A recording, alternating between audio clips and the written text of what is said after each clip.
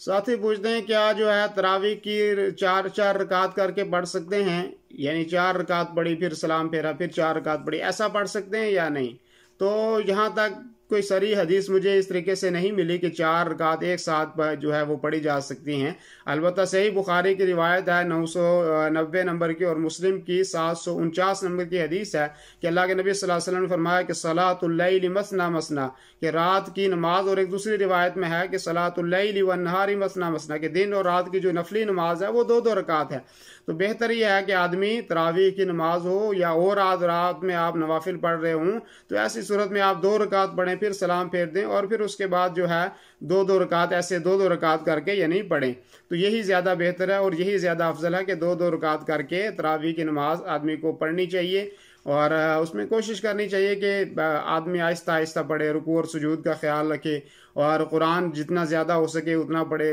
रुकू थोड़ा सा तवील करे, सजदा थोड़ा सा तवील करे, तो अच्छे तरीके से जितना हो सके। और हज़रत आयशा की वो रिवायत जिसमें हज़रत आयशा नबी सल्लल्लाहु अलैहि वसल्लम की नमाज की कैफियत बयान करती हैं और जिक्र करती हैं, तो उसमें भी हज़रत आयशा रज़ी अल्लाह अन्हा यही कहती हैं कि ला तसअल अन हुस्निहिन्न व तूलिहिन्न, कि नबी सल्लल्लाहु अलैहि वसल्लम कितने अच्छे तरीके से आप पढ़ते थे और कितना लंबा करते थे इन रकात को, आप इसके मुतालिक पूछिए ही ना, यानी बहुत ही ज़्यादा अच्छे तरीके से पढ़ते थे और बहुत ही ज़्यादा उनको तवील करते थे। तो ये इबादत है रमज़ान का महीना, तो उसमें जितना ज़्यादा हो सके आदमी कोशिश करे कि आदमी लंबी क़िरात करे, सुकून के साथ और इत्मीनान के साथ आदमी जो है वो तिलावत करे, ऐसे ही जो है हर आयत के ऊपर वक्फ करे, ठहर ठहर कर पढ़े। तो ये अच्छी बात है कि आदमी नवाफिल के अंदर शामिल रहेगा रमज़ान मुबारक के रातों में। दिन में भी आदमी कोशिश करे जब उसको वक्त मिल जाए तो जितना हो सके नवाफिल वो पढ़ता रहे।